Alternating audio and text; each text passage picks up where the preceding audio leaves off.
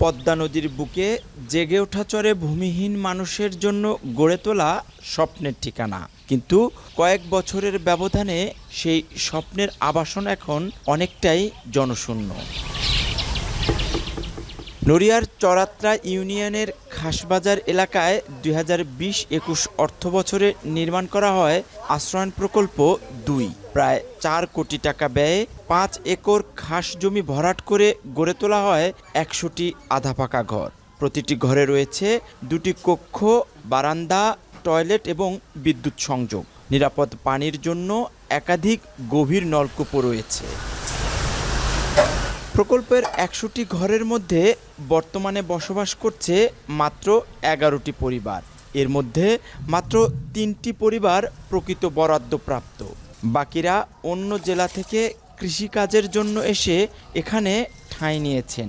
তাদেরই একজন তাসলিমা বেগম। ঠিকানাহারা অসহায় এই নারী মেয়েকে নিয়ে থাকেন আশ্রয়নের ঘরে। ফিরোজা বেগমের নামে ঘর ধরি লইছে হ্যাঁ নামে, হ্যাঁ আসিল এখানে ওই বাজারের বগল, হ্যাঁ তনে হ্যাঁ সুরেশ্বর হেফার এই গাঙ্গের নদীর হেফার সুরেশ্বর গিয়া হ্যাঁ বাড়ি করছে, নিজা বাড়ি কিনে আবার বিল্ডিং সিলিং উড়াই হ্যাঁ থাই। তখন আমি দেখেন মোষ তুলতে আইসি, থাউন না জায়গা নাই গা, তার জায়গা মোষ তুলছি, হ্যাঁ আনি আমার এই বেড়ার তো কই এই গড্ডা দিছে যে হ্যাঁ থাকুক। ভিটামিন ই ও সি সিরাম 8টি প্রাকৃতিক অয়েল সমৃদ্ধ লিলি সিরাম অয়েল, যা চুল পড়া কমায় মাত্র 30 দিনে। প্রকল্পের ঘরগুলো দীর্ঘদিন জনশূন্য থাকায় বেশিরভাগেরই দরজা, জানালা, টিন, বৈদ্যুতিক তারসহ বিভিন্ন সরঞ্জাম চুরি হয়ে গেছে। নষ্ট হয়ে গেছে অনেক গভীর নলকূপও। পরিত্যক্ত ঘরগুলোর ভেতরে জমেছে ময়লা আবর্জনা। স্কুল নাই, মসজিদ নাই, মাদ্রাসা নাই।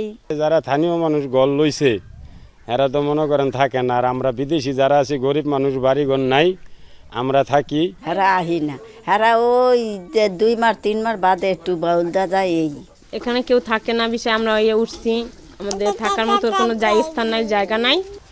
ঘরগুলো ইংরেজি 100 সংখ্যার আদলে নির্মাণ করা। অব্যবস্থাপনা ও অবহেলার কারণে নান্দনিক এই পরিকল্পনা এখন হারিয়ে যেতে বসেছে। যারা থাকছেন না দীর্ঘ সময় ধরে ঘর ফাঁকা রাখার কারণে তাদের বন্দোবস্তটা আমরা বাতিলের প্রস্তাব করব। উপজেলা কৃষি খাস জমি ব্যবস্থাপনা কমিটিটা আমরা খুব শীঘ্রই সচল করে এই ধরনের যে বিষয়গুলো আছে সেই বিষয়গুলো মেরামত সহ অন্যান্য সংস্কার মেরামত যদি প্রয়োজন পড়ে থাকে তাহলে সেক্ষেত্রে আমরা সুনির্দিষ্ট করে প্রস্তাব দেব। ভূমিহীন মানুষের জন্য নির্মিত এই প্রকল্পে এখন মানুষের চেয়ে পরিত্যক্ত ঘরের সংখ্যাই বেশি। কোটি টাকা ব্যয়ে নির্মিত অবকাঠামো রক্ষা এবং প্রকৃত সুবিধাভোগীদের পুনর্বাসন নিশ্চিত করতে দ্রুত কার্যকর পদক্ষেপ নেওয়ার দাবি স্থানীয়দের। কাজী মনিরুজ্জামান, এখন শরীয়তপুর।